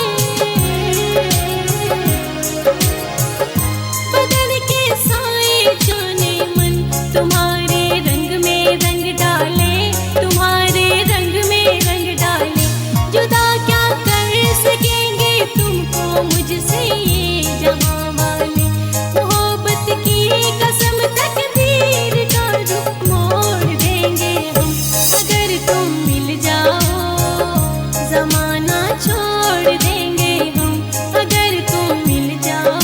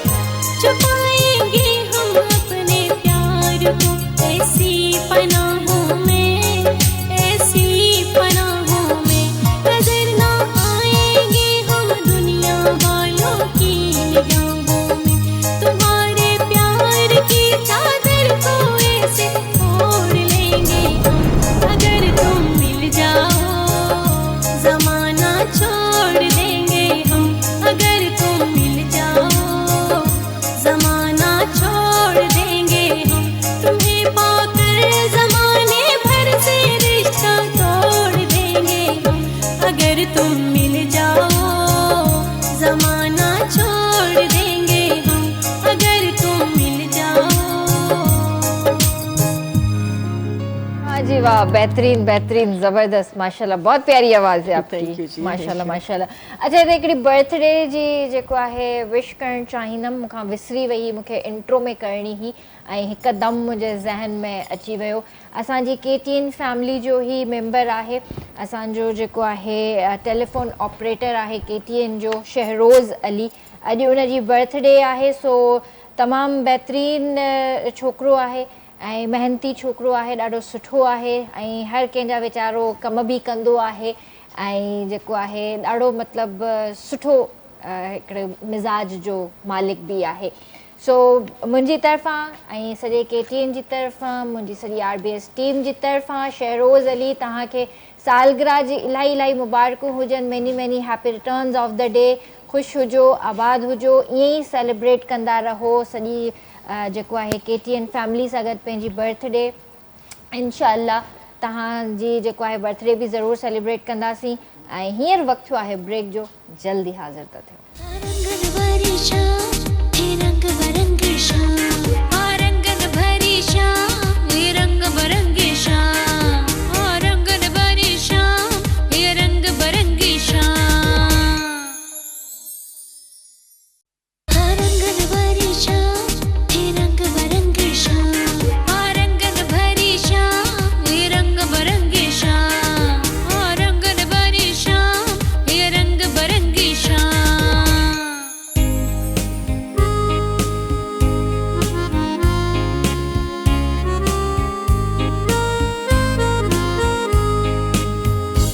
देर तव्हांखे भलीकार कंदासीं रंगन भरी शाम में। अच्छा, ये बताइए दी कि आप माशाल्लाह सिंगिंग, होस्टिंग, एक्टिंग के अलावा और क्या करती हैं? मैंने जी डायरेक्शन भी दी है, जितने अच्छा। कमर्शियल्स वगैरह बनते हैं, जैसे असिस्टेंट डायरेक्टर बासत मिर्ज़ा साहब के साथ उनका बहुत बड़ा नाम है। सही। जब अब हमारे बच्चों के भी बच्चे बड़े हो गए माशाल्लाह, जब हमारे बच्चे छोटे थे तो उनके कमर्शियल वगैरह वो बनाते थे, ज़बरदस्त। तो मैंने उनके साथ, ये आपके काफ़ी नाम तो खैर नहीं ले सकती, काफ़ी बड़े हैदराबाद के प्रोजेक्ट हैं, कराची के, वो मैंने असिस्ट किए। अच्छा अच्छा, गुड। और इसके अलावा इल्म नजूम भी रखती हूँ, जो कि गुनाह है इस्लाम में, लेकिन एक इल्म है, तो इस वजह से मैंने भी काफ़ी इसको पढ़ा है। सही। और अभी जो ईद के हवाले से बात हो रही थी, मैं ये कह रही हूँ कि हकीकी ईद वही है कि जो आप गरीब लोगों में जाके खुशियाँ बांटते हैं। ज़रूरी नहीं है कि आप लाखों रुपए दें, आपकी जो भी तौफीक है आप जाके गरीब लोगों में उनके साथ शेयर करें। सही। तो यकीन करें कि आपको, आपका दिल भी मुतमईन होगा और जहन भी, और इतनी खुशी होगी कि आप करोड़ों रुपए दे के भी वो खुशी हासिल नहीं कर सकते। हकीकत आहे, हकीकत आहे। ऐं वाकई कंहिं वक़्त में इहो कम बि ज़रूरु करे ॾिसो, कंहिं ग़रीब सां, कंहिं मिसकीन सां, कंहिं यतीम सां, कंहिं बेवा सां वेही करे 2-3 सेकेंड ई सही उनजी ख़ुशी में ख़ुशि थियो ऐं उनखे जेकॾहिं का शइ ॾियो था त उनखे जेको आहे उनजी बराए महिरबानी करे पिक्चर न कढो ऐं कंहिंजी बि मतिलबु जेको आहे न सेल्फ रिस्पेक्ट खे डैमेज न कयो। हर इंसान जी इज़त नफ़्स आहे। सो जॾहिं बि कंहिंखे बि का शइ ॾियो था त तव्हांजे ॿिए हथ खे बि ख़बर न पए, अहिड़े तरीक़े सां ॾियो।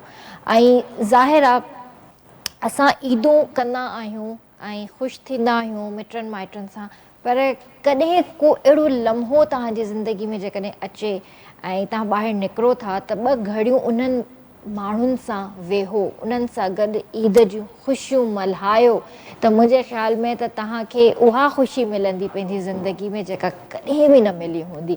ऐं कॾहिं बि लाइफ में असां को अहिड़ो कमु कंदा आहियूं जंहिंमें असांजी दिलि मुतमईन थींदी आहे न, त उन ॾींहुं असांखे सुकून जी निंड बि ईंदी आहे। असांखे लॻंदो आहे त हा, शायदि दुनिया में अचण जो फ़र्ज़ु असां अॼु अदा करे छॾियो।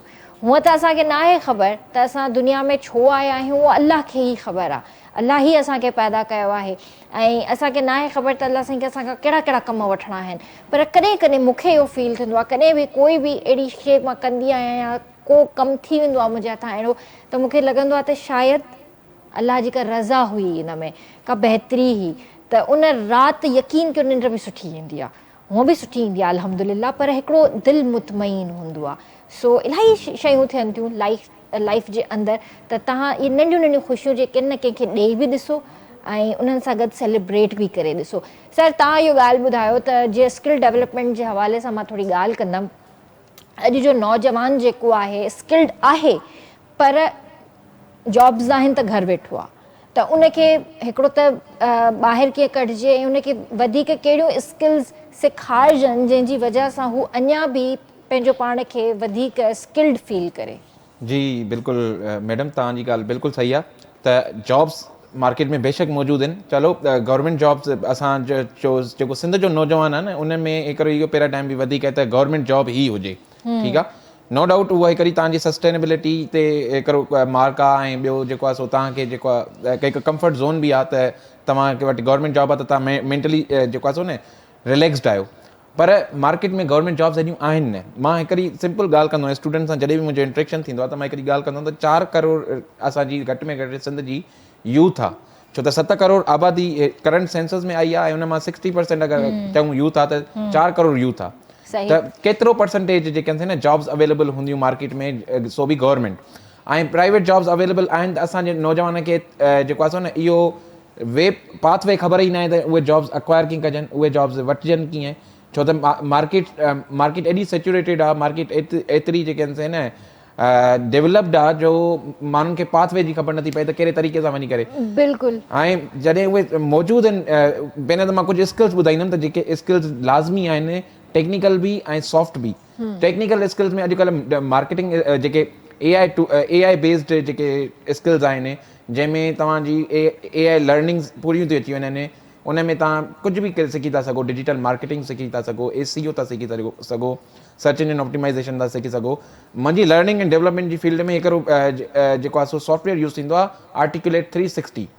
मतिलबु उहो नौजवान जेके कंप्यूटर साइंस पढ़नि था उन्हनि खे बि इन जेके आहिनि सॉफ्टवेयर जी ख़बर न आहे। ऐं मां छो त ख़ुदि बि ऑनलाइन कमु कंदो आहियां, मूं वटि इंटरनेशनल क्लाइंट्स आहिनि, त जेको आहे इन मार्केट इन स्किल जी वॾी डिमांड आहे मार्केट में, ऐं कंप्यूटर सॉफ्टवेयर इंजीनियर वारा हिनखे आसानी सां सिखी था सघनि। रही ॻाल्हि इन्हनि टेक्निकल स्किल्स खां अलावा जेके हिन महिल हाई इन डिमांड आहिनि, हिकिड़ी ॿी शइ आहे इमोशनल कोशंट। हिन महिल हिकु रिसर्च जे मुताबिक़ दुनिया में माण्हू सभिनि खां वधीक डरंदो आहे पब्लिक डीलिंग खां, पब्लिक स्पीकिंग खां, त अॻिले माण्हू सां ॻाल्हायां कीअं, जेकॾहिं मुंहिंजे साम्हूं को नओं माण्हू आहे त मां हुन सां ॻाल्हायां कीअं। पोइ ज़ाहिर सी ॻाल्हि आहे जॾहिं माण्हू डरंदो आहे त माण्हू इंटरव्यू बि न ॾेई सघंदो आहे, माण्हू साम्हूं अची बि न सघंदो आहे। त तव्हांजो जेको इमोशनल कोशंट आहे, जंहिंखे असां EQ चवंदा आहियूं, या जेके तव्हांजा सॉफ्ट स्किल्स आहिनि, जंहिंमें कम्युनिकेशन बि अची थो वञे, तव्हांजी नेगोसिएशन बि अची थी वञे, तव्हांजी पब्लिक प्रॉब्लम सॉल्विंग बि अची थी वञे, इहे स्किल्स सिखण जी तमामु घणी ज़रूरत आहे, जंहिंमें कम्युनिकेशन ऑन द टॉप आहे। कम्युनिकेशन में छा थो अची वञे त तव्हां माण्हुनि सां बिहेव कीअं था कयो, तव्हांजी लैंग्वेज कीअं आहे, तव्हां ॿोली ॻाल्हायो था, रिगार्डलेस तव्हां कहिड़ी बि ॿोली था ॻाल्हायो, रीजनल था ॻाल्हायो, नेशनल था ॻाल्हायो, इंटरनेशनल था ॻाल्हायो, लेकिन उनजो लहजो छा आहे, उनजो जेको आहे सो तव्हां माण्हू तव्हां पंहिंजो पैगाम पुॼायो था त सही पुॼायो था, पंहिंजी ॻाल्हि रखो था त सही रखो था, ऐं उनखे मञण जी सलाहियत रखो था, त इहा शइ सॉफ्ट स्किल्स तमामु ज़रूरी आहिनि। असांजे मुआशरे में सॉफ्ट स्किल्स खे एॾी अहमियत न ॾिनी वेंदी आहे। मां किथे बि पंहिंजो पाण खे इंट्रोड्यूस कंदो आहियां, ख़ासि करे शागिर्दनि जे विच में, त मां सॉफ्ट स्किल्स ट्रेनर आहियां। चवंदा आहिनि इहो छा आहे, मतिलबु इहो तव्हां इहो कमु छो था कयो, या इहो कमु छाजे लाइ था कयो। मां उनखे इहो ॿुधाईंदो आहियां त जेकॾहिं मां इहो कमु न कंदमि त शायदि तव्हांखे कोई न ॿुधाए सघंदो त ॻाल्हाइबो कीअं, ऐं मां अॻिले माण्हू सां डील कीअं कबो आहे। त पब्लिक स्पीकिंग में जेके आहिनि top of the list communication तमामु ज़रूरी आहे। असांजे नौजवान खे घुरिजे त इहे स्किल्स सॉफ्ट स्किल्स एडॉप्ट करे, पंहिंजे अंदरि उन्हनि खे डेवलप करे, ऐं पोइ मार्केट में वधो न त उनखे 100% रिजल्ट्स मिलंदा। बिल्कुल आपकी बात बिल्कुल दुरुस्त है। काफ़ी लोग मैंने देखे हैं कि अंगूठा छाप होते हैं, लेकिन उनमें बला का कॉन्फिडेंस होता है, एक्सपीरियंस होता है, और वो बड़े बड़े शोबे में काम करते हैं। तो सबसे पहले जैसे मैंने आपको बताया कि होस्टिंग के लिए जो है ना, फर्स्ट टाइम में गई तो हाथ कांप रहे होते हैं लड़के नीचे से, हे देखो, मैंने कहा मेरी जगह पे आके बोल के बताओ तुम्हें पता चले। कॉन्फिडेंस ज़्यादा कॉन्फिडेंस की ज़रूरत होती है।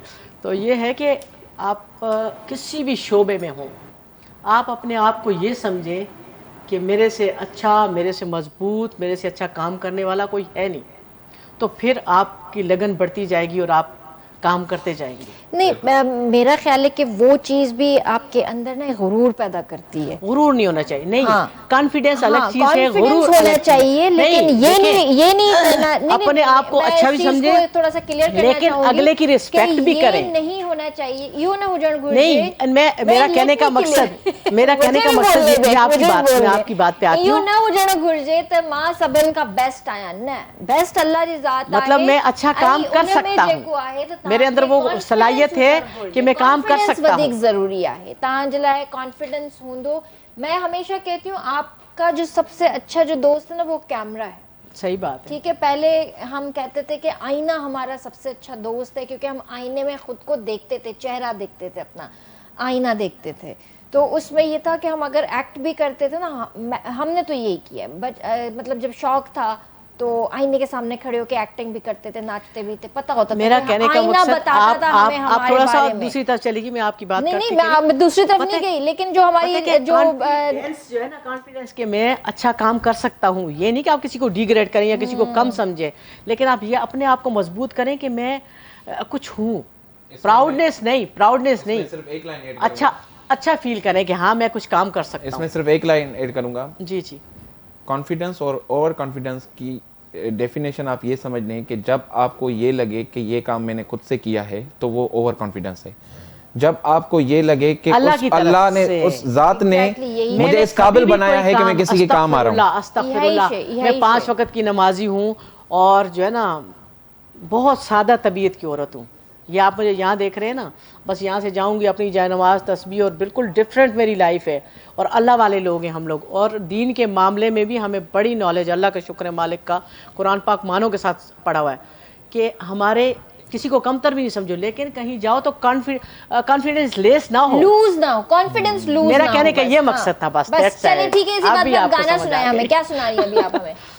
अभी और कोई अच्छा सा सुनाती हैं, देखें। चले माइक उठा लें आप, लेकिन आपको पसंद आएगा इंशाल्लाह, आप झूमेंगी उसके साथ। अच्छा चले।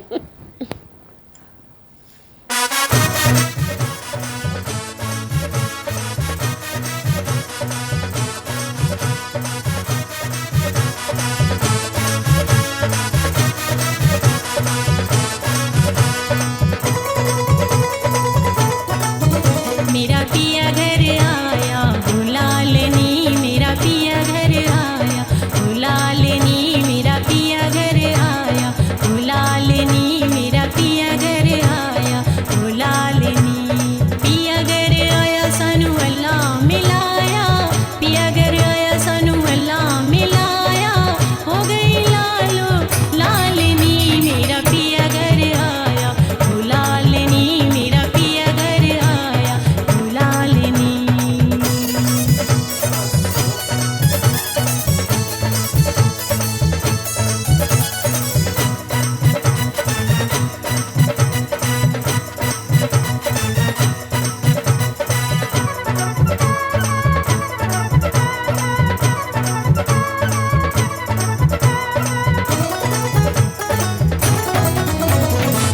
घड़ी घड़ी घड़ियाल बजावे, रैन बसंती पिया पटावे।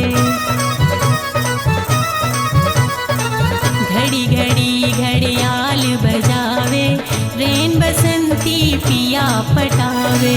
मेरे दिल दी बात जो पावे, मेरे दिल दी बात जो पावे, हो गई कर्मा निहालनी, मेरा पिया घर आया बुला लेनी, मेरा पिया घर आया बुला लेनी।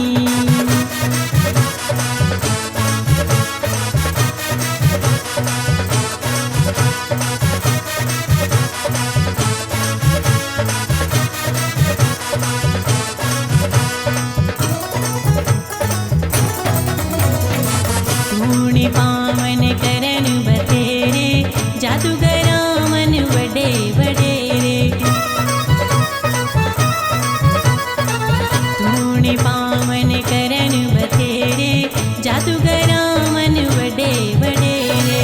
पिया के वेशो आया मेरे, पिया के वेशो आया मेरे, विचरन होया मुहालनी, मेरा पिया घर आया बुला लेनी, मेरा पिया घर आया बुला लेनी।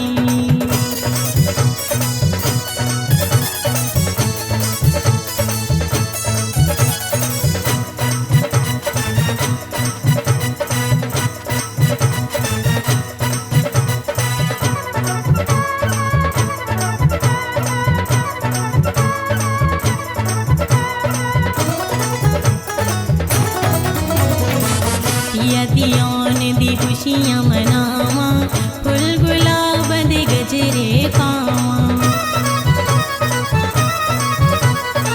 पिया दियों ने दी खुशियां मनावा फुल गुलाब दे गजरे पावा पिया नु प्यार दे गीत सुनावा पिया नु प्यार दे गीत सुनावा नच नच पावा दमालनी मेरा पिया घर आया भुलालनी बत कोई वाह वाह वाह वाह, बेहतरीन बेहतरीन, जबरदस्त जबरदस्त। अच्छा ये बताइए कि आपने जो सिंगिंग सीखी है तो वो किससे सीखी, या वो शौक था आपने खुद से, मतलब? नहीं, मेरे 4-5 म्यूजिक टीचर हैं। अच्छा। पश्तो के ज़हूर खान ज़ेबी थे, बलोची के, वो उनकी अरे डेथ वाह, हो गई वाह, है। वाह, हाँ, और आगा अजीज़ नजमी साहब थे, और अभी मुस्तफ़ा मीर साहब हैं, वो मेहदी हसन साहब के भांजे हैं, जो गज़ल वगैरह और फोक सिंगिंग जो है मुझे वो सिखाते हैं। अच्छा, माशाल्लाह, ज़बरदस्त। तो आपने गज़ल्स भी गाए हैं, मतलब? जी हाँ, हर किस्म की गज़लें।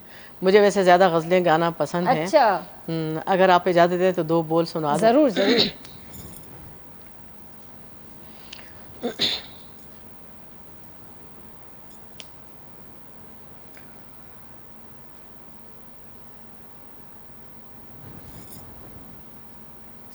गाना सुना देती हूँ। तू मेरी जिंदगी है, तू मेरी बंदगी है, तू ही प्यार, तू ही चाहत, तू ही आशिकी है, तू मेरी जिंदगी है। जब तक न देखूं तुम्हें सूरज न निकले, जब तक न देखूं तुझे सूरज न निकले, जुल्फों के साए साए महताब उभरे, मेरे दिल में तू ही तू है, तेरी रोशनी है, तू मेरी जिंदगी है, तू मेरी बंदगी है। वाह, वाह, वाह, ये आपको देखे डेलीगेट किया। Thank you so much, thank you so much. बहुत खूबसूरत ये गाना है, मुझे भी पर्सनली बड़ा पसंद है। और असां एक्चुअली जी हाणे असांखे ख़बर आहे त कुझु जेके गाना आहिनि असांजा कॉपी थिया, भर वारे मुल्क कॉपी कया, वरी हुननि जेको आहे हाइप क्रिएट कई, हुननि जेको आहे पंहिंजा गाना चई करे जेको आहे पंहिंजी फिल्मुनि में हलाया, पर ही उहे गाना आहिनि जेके पाकिस्तान जी प्रॉपर्टी आहिनि, पाकिस्तानी गाना आहिनि, जेके मेहदी हसन साहब या उन दौर जा जेके बि असांजा सिंगर्स या गज़ल गायक जेके हुआ उन्हनि गाना ॻाया, उन्हनि गज़लूं ॻायूं इहे। सो असां कॉपी कैट न आहियूं, कॉपी कैट असांजो भर वारो मुल्क आहे, भारत आहे, इंडिया आहे कॉपी कैट, जेको हमेशह असांजा गाना खणी कॉपी कंदो आहे ऐं हमेशह असांखे चवंदो आहे त असां हुननि जी कॉपी कंदा आहियूं। न, असां वटि बि बहितरीनु सिंगर्स, बहितरीनु म्यूज़िशियन्स हिते मौजूदु आहिनि जिन पंहिंजी इन्वेंशन्स कयूं उन दौर में, ऐं अॼु बि कनि था अल्हम्दुलिल्लाह। असां वटि सुठी सुठी म्यूज़िक आहे, सुठी सुठी शाइरी आहे, असां सुठा सुठा गाना बि ॾियूं था, पर अॼु बि असांजा गाना कॉपी थियनि था। जीअं हाणे जलाल चांडिया साहब जो उहो गानो त ख़ैर हाणे मूंखे यादि नथो अचे, छो जो हुनजा ॿोल थोरा डिफरेंट आहिनि, ऐं असुलु गानो उहो जलाल चांडिया साहब जो आहे जेको इंडिया जी मूवी में कॉपी थियो, ऐं जेका रणबीर कपूर जी मूवी आई ही एनिमल, उन में जेको पापा में तेरी धड़कन हूं तू मेरी ज़िंदगी है जेको गानो आहे, इहो ओरिजिनल जलाल चांडिया साहब जो गानो आहे, ऐं इहो गानो कॉपी थियो भारत में, ऐं इहो गानो ॾाढो हाइप क्रिएट कयो, ऐं जंहिं टाइम में इहा मूवी रिलीज़ थी, गानो हिट थियो, त पोयां ई कंहिं जेको आहे इहो गानो हलायो ऐं उन इहा बिल्कुलु निशानदेही कराई, इहा शइ बिल्कुलु उन प्रूव कई त ही ओरिजिनल जलाल चांडिया साहब जो गानो आहे जेको अॼु भारत में कॉपी थियो आहे, त हे उन्हनि जो गानो कोन्हे। त ईअं ई असांजा बि इहे गाना जेके तमामु घणा हिट आहिनि, तमामु बहितरीनु बहितरीनु सॉन्ग्स आहिनि, जेके अॼु बि असां ॿुधंदा आहियूं, असांखे मज़ो ईंदो आहे ॿुधण में, बहितरीनु सॉन्ग्स आहिनि। अच्छा, ईअं त अदी जे ॻाल्हि करे पई त इलाही सारियूं शयूं आहिनि जेके उहो करे रही आहे, तव्हां हिन खां अलावा ॿियो छा कंदा आहियो?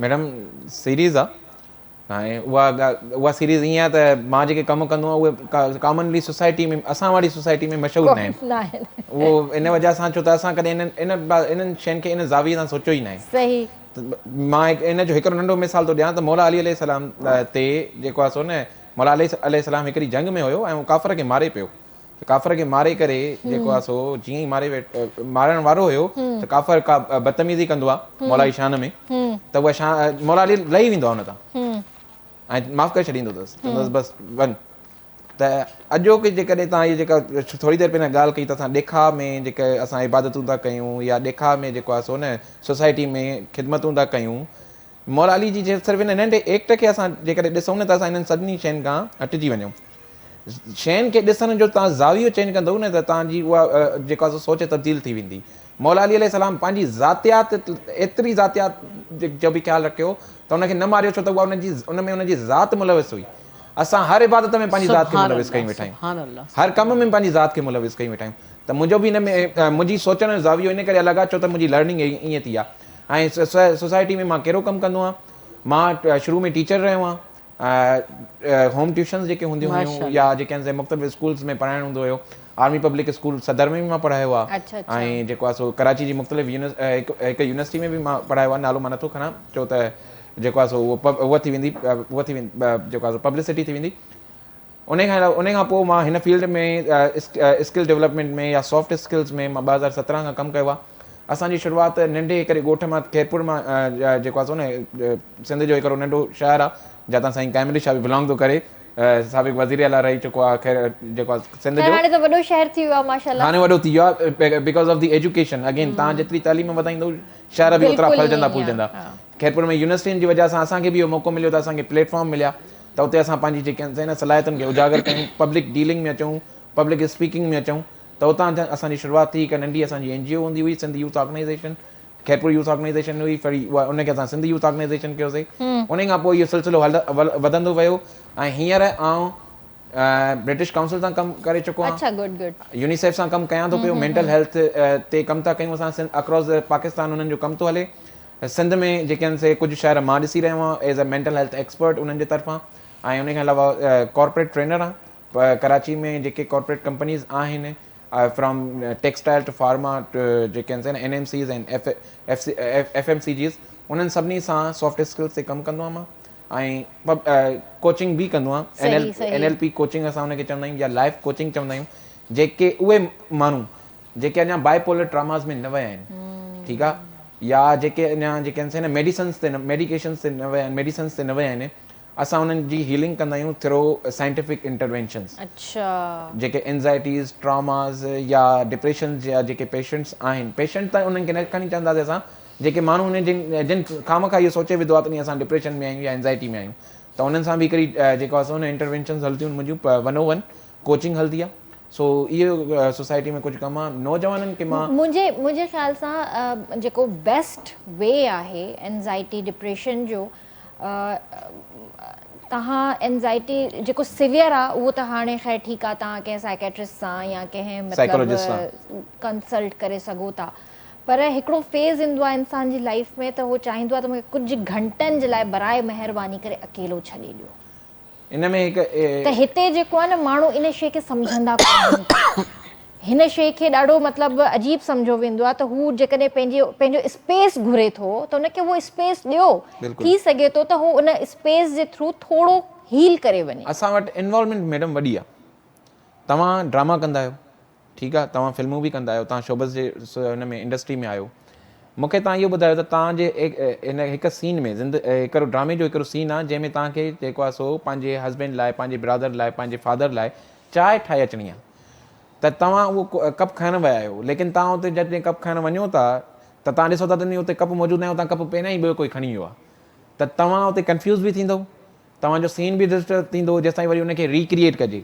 चलो ड्रामनि में त असां रिक्रिएट करे था सघूं असुलु ज़िंदगी में असां रिक्रिएट कीअं कंदासीं त इन्वॉल्वमेंट जेके आहिनि से तव्हांजी ॿियनि जे मामलात में या ॿियनि जी तव्हांजे मामलात में हर कंहिंजी ज़िंदगी खे डिस्टर्ब कंदी आहे इन ई करे मेंटल हेल्थ ते घटि कमु कयो वेंदो आहे ऐं अलाए छो मां सम्झां थी त मेंटल हेल्थ ते तवजो नथी ॾिनी वञे जेसीं ताईं तव्हांजी ज़हनी सुकून तव्हांजो न हूंदो त तव्हां अॻिते वधी नथा सघो, तव्हां कमु ई नथा करे सघो।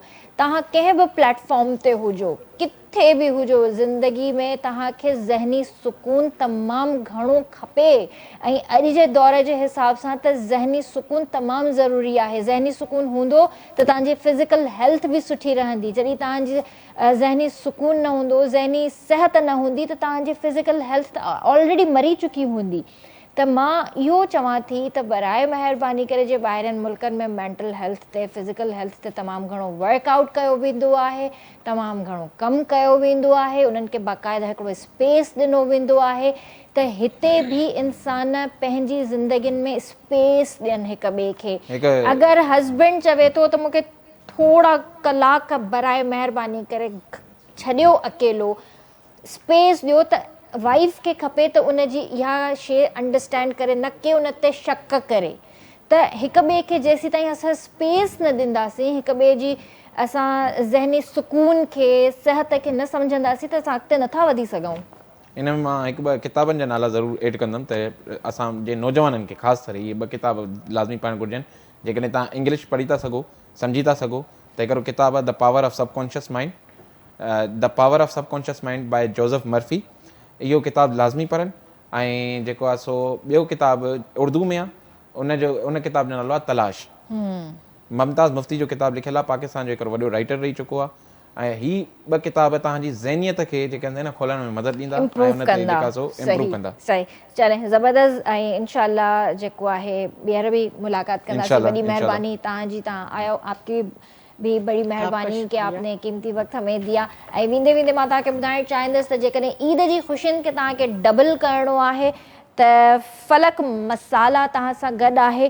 बहितरीनु ज़ाइक़े जो भरोसो फलक मसाला, मयारी मसालनि जी मुकमल रेंज, त हिकिड़ी मार्केट में हिकिड़ी मुकमल रेंज फलक मसाला जी अवेलेबल आहे।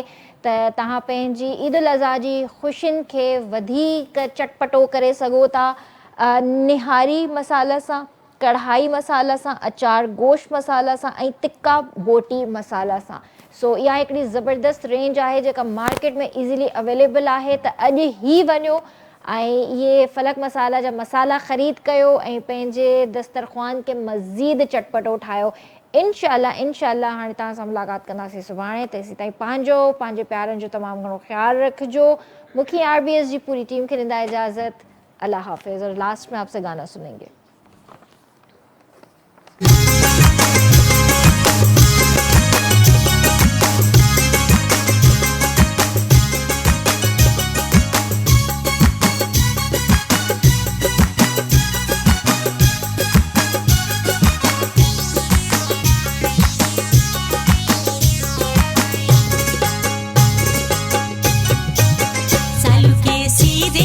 बिमल्ले बाबुले सीधे शिमा बिमल्ले सालू के सीधे शिमा बिमल्ले बाबुले सीधे शिमा बिमल्ले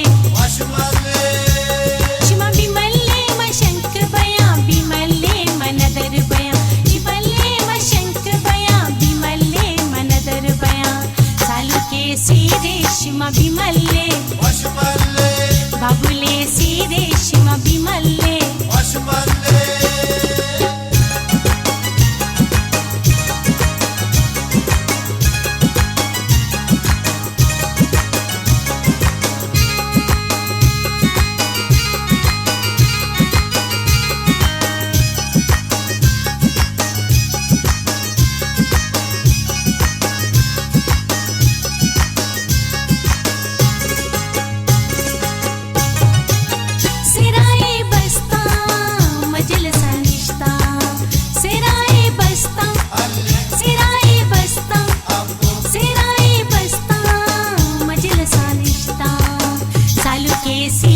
शिमा बिमल्ले बाबुले सीधे शिमा बिमल्ले शिमा बिमल्ले मशंक बया बिमल्ले मनदर बया बिमल्ले मशंक बया बिमल्ले मनदर बया सालू के सीधे शिमा बिमल्ले बाबुले सीधे शिमा बिमल्ले